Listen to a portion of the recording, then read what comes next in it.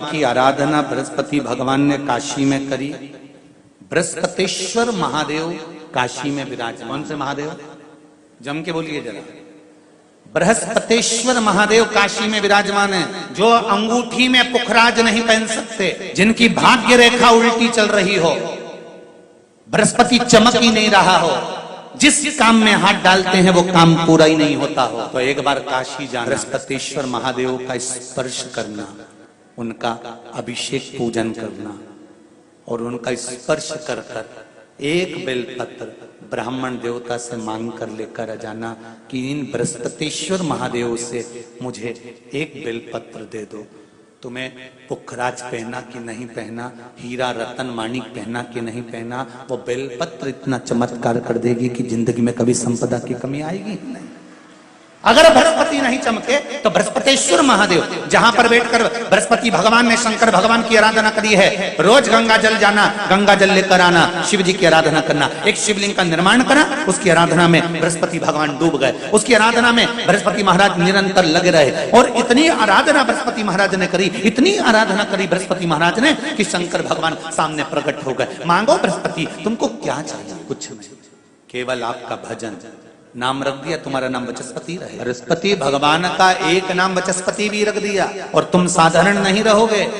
तुमने मेरी आराधना करी है तो देवताओं के गुरु बनकर विराजमान हो। अब अभी तक 2 भार इंद्र के पास में थे, बहुत ध्यान देकर समझना ये नवग्रह कथा को। 2 भार थे इंद्र के पास। इंद्र देवताओं के गुरु भी बनकर बैठे। देवगुरु बृहस्पति की जगह पूर्व में इंद्र ही देवगुरु का पद संभाल और देवराज का पद भी इंद्र के पास। कौन कौन से पद थे? जम के बोलो जरा। पहला पद देवराज इंद्र का, दूसरा पद देवगुरु, देवगुरु का पद भी इंद्र के पास में था और देवराज का पद भी इंद्र के पास में था। ये 2 पद जब होता है साधारण भाषा में आप ले लीजिए, किसी के पास में अध्यक्ष का पद भी है, किसी के पास में और कहीं का पद भी है, 2-3 पद उसके पास में विराजमान है, तो उसके पास में 2-3 पद अगर विराजमान है तो फिर उससे अगर एक पद ले लिया जाता है तो उसको अहंकार आ जाता है, उसको गुस्सा आ जाता है कि बताओ अभी तक तो मुझे पूछा जा रहा था, अब तुम तो वो पद पे भी जान दो। जैसे तुम किसी कुर्सी पर बैठे हो, कथा सुन रहे हो और इतने में कोई रिश्तेदार बाहेती जी का आ गया और तुम बढ़िया आराम से बैठे थे और बैठे बैठे इतने में बाहेती परिवार से कोई आया और उसने तुमको उठाया, तुम्हें उठाकर दूसरी जगह बिठा दिया और उन्होंने अपने वाले को कुर्सी पर बिठा दिया। अब बोलो, जो उठा, जिसको उठाया था उसका भगोने जैसा मुंडा हुआ कि नहीं हुआ? अरे बोलो तो।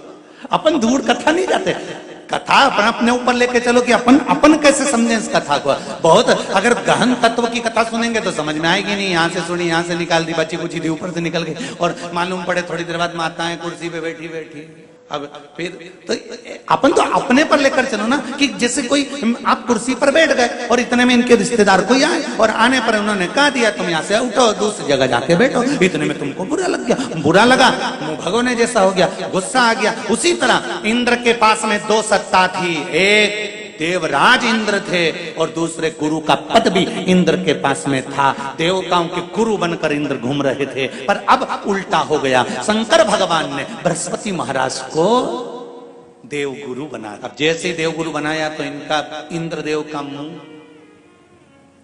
अरे बोलो तो तुम, भगोने सा हो गया। कुर्सी उतरी कि मुंह भगोड़ा। अब इनका मुंह भगोने जैसा हो गया तो गुस्सा तो गुस्सा। इतने में इंद्र ने, बृहस्पति महाराज देवगुरु बन गए, इंद्र सिंहासन पर बैठे थे, अप्सराओं का नृत्य देख रहे थे। वहीं से देवगुरु बृहस्पति का आगमन हुआ। बृहस्पति महाराज जैसे ही आए तो इंद्र तो सिंहासन पर बैठकर पूरा अप्सराओं का नृत्य देख रहे थे। उनको देवगुरु बृहस्पति से मतलब कोई स्थान नहीं, कोई सम्मान नहीं, कोई आदर नहीं, कोई आदर नहीं। जिसको घर के बड़े बुजुर्ग सम्मान देते हैं, घर के बच्चों का भी फर्ज है कि उसका सम्मान बच्चे करें। सही है कि गलत है?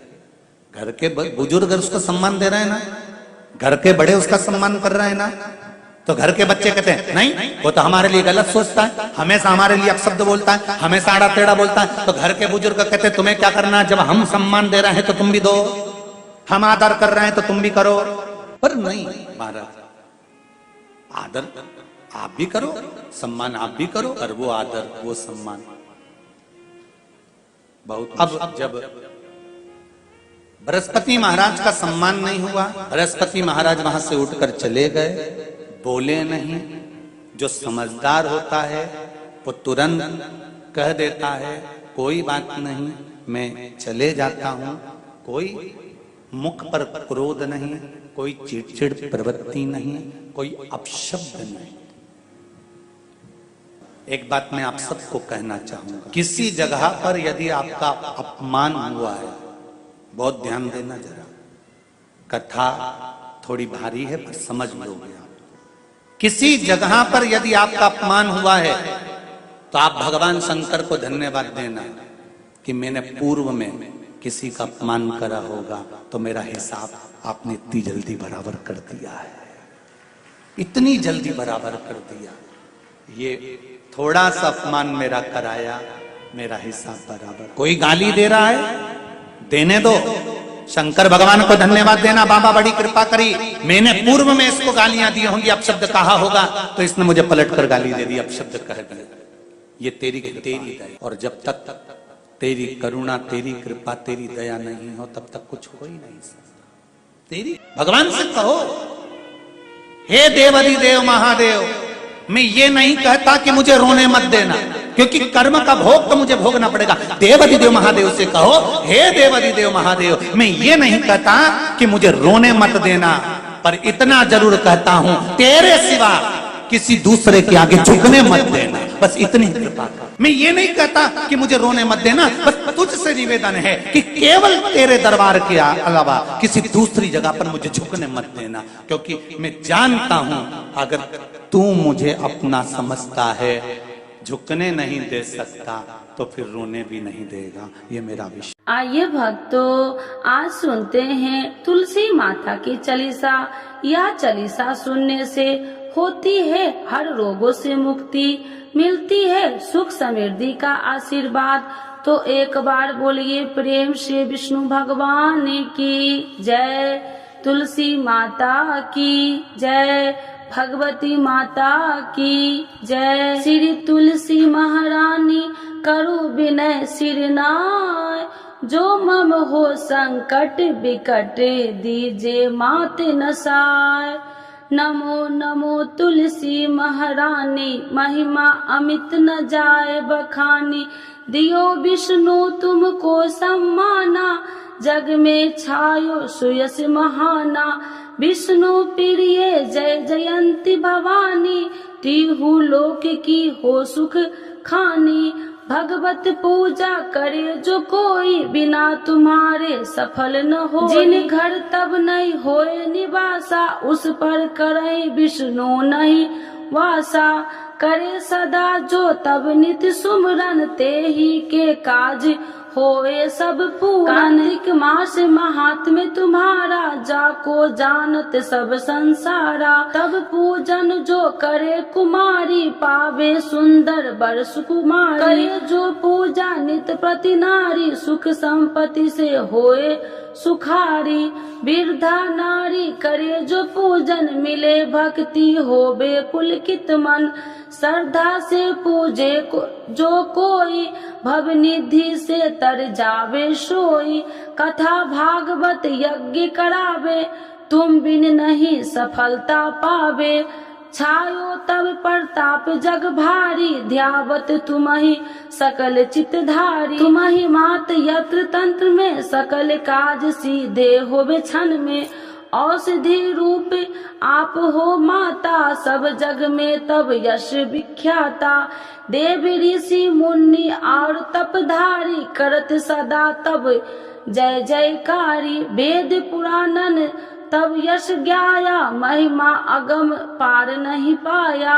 नमो नमो जय सुख कारिणी, नमो नमो जय दुख निवारिणी, नमो नमो सुख संपत्ति देनी, नमो नमो अख काटन छेनी, नमो नमो भक्तन दुख हरनी, नमो नमो दुष्टन मद छेनी, नमो नमो भव पार उतारिणी, नमो नमो परलोक सुधारिणी, नमो नमो निज भक्तन उबारिणी, नमो नमो जन काज सवारिणी, नमो नमो जय कुमति नशावनी, नमो नमो सब सुख उपजावनी।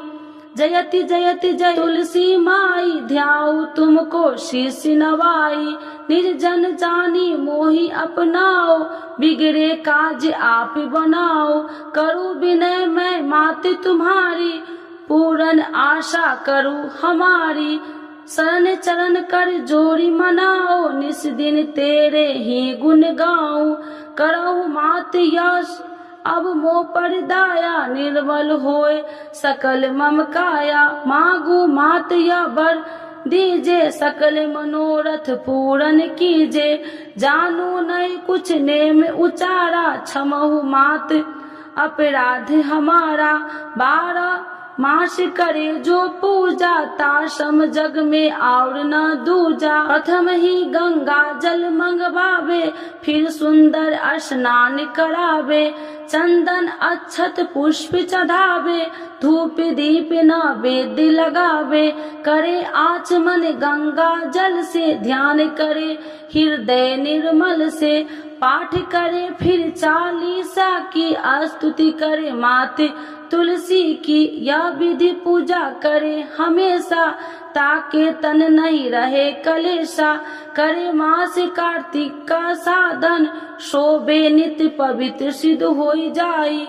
है यह कथा महासुखदाई, पढ़े सुने सो भव तर जाई। यह श्री तुलसी चालीसा, पाठ करे जो कोई। गोविंद सो फल पावही, जो मन इच्छा होई।